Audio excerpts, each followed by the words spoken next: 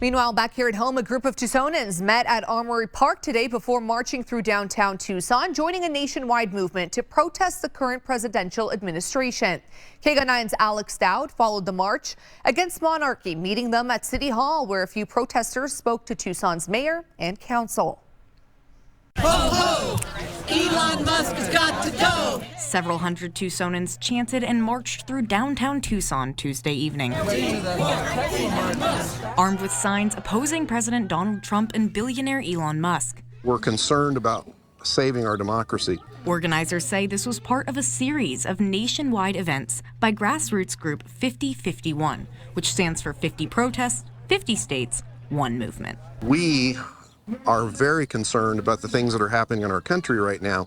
Executive overreach, Elon Musk doing things that only the Congress is allowed to do by the Constitution. President Trump has supported Elon Musk in the Department of Government Efficiency's dramatic budget-cutting efforts. One of the most important initiatives is DOGE, and we have cut billions and billions and billions of dollars. We're looking to get it maybe to $1 trillion if we can do that. As of March 2nd, the DOGE website says the department has saved $105 billion in federal dollars, about 0.3% of the current national debt.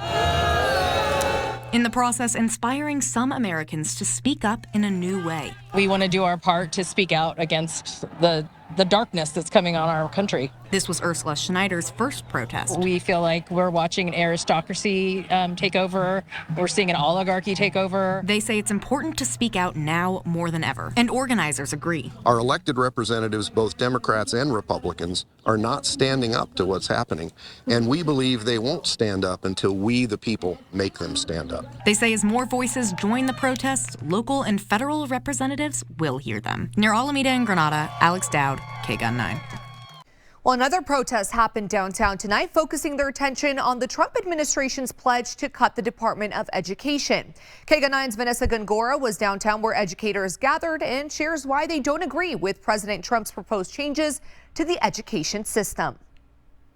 Dozens of people gathered in downtown to show support for students, not only in Arizona, but across the country, saying getting rid of the Department of Education would be disastrous.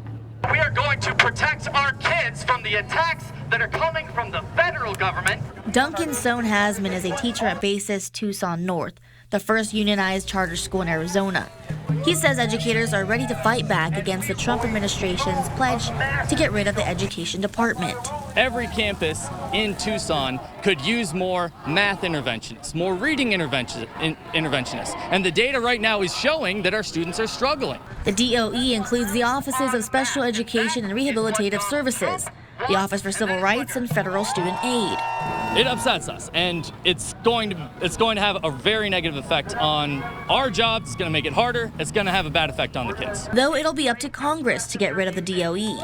One teacher hopes the government realizes if they take away funding, everything will fall apart. You know, the school lunches, the supplies, the taking care of teachers, being able to have those aids. And if that's taken away, we're stripped of everything. Another educator says she's standing up for her students. Half of my classroom is English language learners.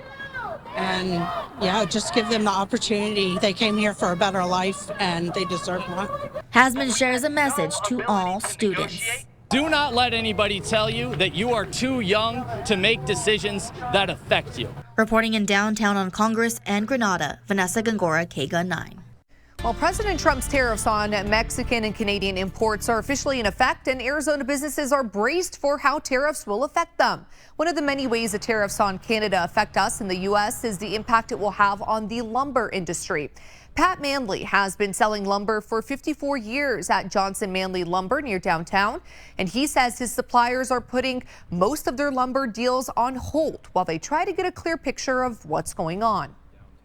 It's just, there's nothing real to grab onto. There's truly nothing real. In Nogales, Jaime Chamberlain of Chamberlain Distributing says because the fruits and vegetables he sells can spoil, he has to pay the tariffs and bring them in. He's optimistic that talks between President Trump and Mexico's president will put an end on the tariffs. And paper products could also see price increases as a result of the tariffs that went into effect today. The U.S. imported nearly $7 billion in paper products from Canada last year. That's according to the United Nations Comtrade database. That includes toilet paper, cardboard, newsprint, and packaging. The 25% tariffs could also lead to rising prices at Tucson area bookstores. Well, I think tariffs are going to impact items that we sell that are maybe printed in these countries like China or Canada or wherever, where there haven't been big tariffs before. Most comic books are also printed and imported from Canada, which could result in higher prices. However, Tucson comic shop Heroes and Villains says potential impacts wouldn't occur for several months. That's because the United States handles distribution and the current products for sale have already been delivered. President Donald Trump his address comes with the backdrop of economic uncertainty as Americans brace for higher costs on everything from produce to electronics. Scripps News Group's national correspondent Katia Tubman looked into some of the changes and what could be lying ahead.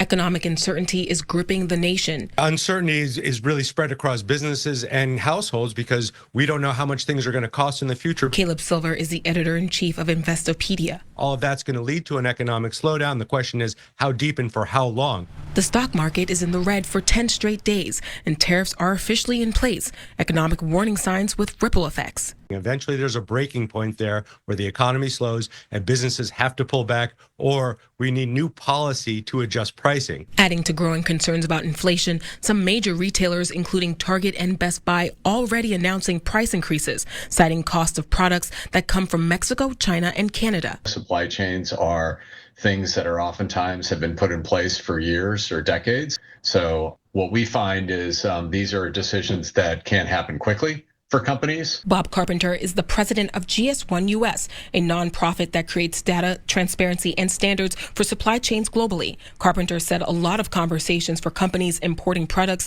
is nearshoring, keeping supplies closer to their destination. But some of the challenges around nearshoring is really the constraints in infrastructure. A cost the American Society of Civil Engineers puts at $1.4 trillion.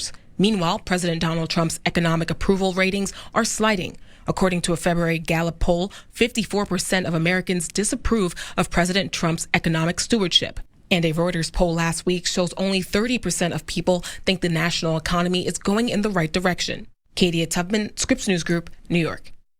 All right, let's bring in Kyler Diggs to talk about the forecast because it is a roller coaster of a forecast, if I do say so myself. Kyler. Oh, it sure is. We saw this one coming, and it kind of goes with this time of the year, too. March can really throw some curveballs our way as far as the weather goes.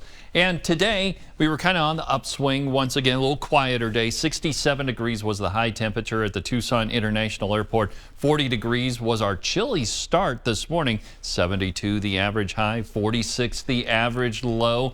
Let's go ahead and take a look at some of the high temperatures that were recorded throughout our Tucson neighborhoods. 66 in Green Valley, 68 in Marana, 65 in Oro Valley. Let's expand this view. And we did see some 70s to the west of Tucson today. Sells, Ajo, Oregon Pipe, all in the lower to mid 70s.